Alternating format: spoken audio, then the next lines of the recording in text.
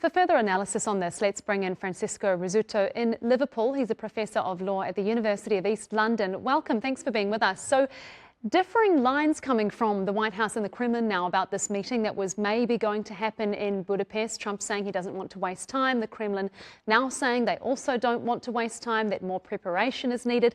What's going on here?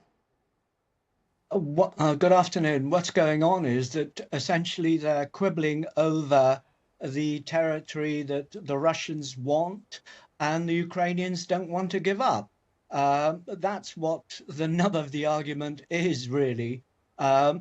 Trump can't be seen to concede, though the Russians are arguing that actually when they met in Alaska, they had conceded, i.e. Trump had conceded the whole of the Donbass to Putin. So there's an argument about what was agreed there. But essentially, that's the argument over the amount of territory that the Russians are going to give back.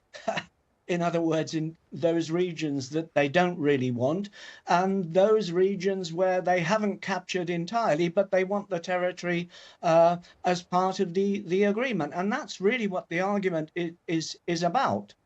Francisco, this issue of territory for Russia, of course, is not new, not something that they've ever seemed like they're going to back away from. I mean, we've just seen Zelensky say today that US President Trump's call for Ukraine and Russia to stop at the current front lines was, quote, a good compromise.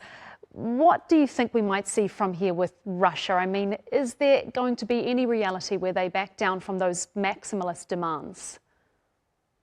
I don't think so. I think that one of the reasons why the Americans decided to shelve the meeting in Budapest for the time being, though the Russians have said no, of course, was that the Russians basically haven't moved an inch, actually, over their original demands, if you remember.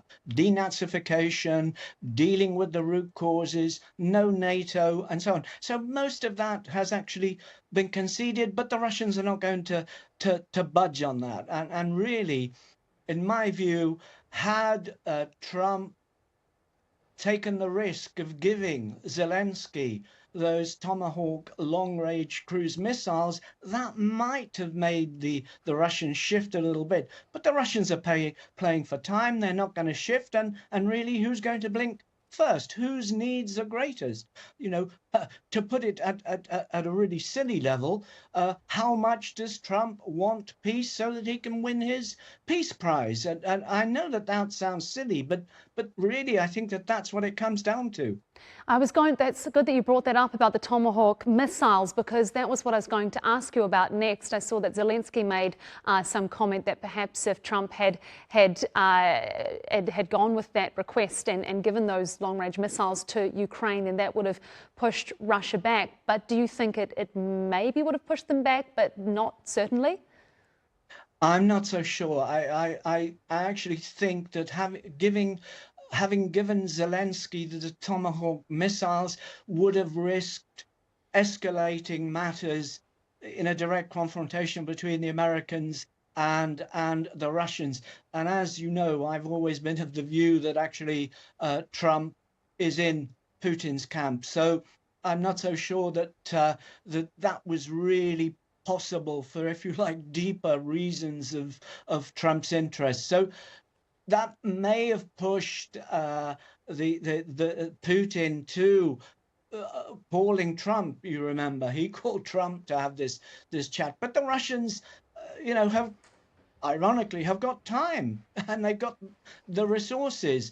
Whereas in the West, we have a president who's in a hurry for an agreement, and then we have the Europeans who are basically being bled financially, because we're having to basically finance the war that the Americans aren't financing. We're having to buy the equipment to give to the Ukrainians. Hence, when they're meeting later on this week, we're thinking about whether we can use frozen assets, Russian frozen assets, as a loan that we will underwrite, by the way, because the Belgians are not going to release the money unless somebody guarantees that if it goes to law and we have to pay back the Russians, the rest of Europe will have to fork the money out, underwrite that. Let me put it that way. So it's difficult. It really is a game of who will blink first, and I'm not so sure that the Russians will.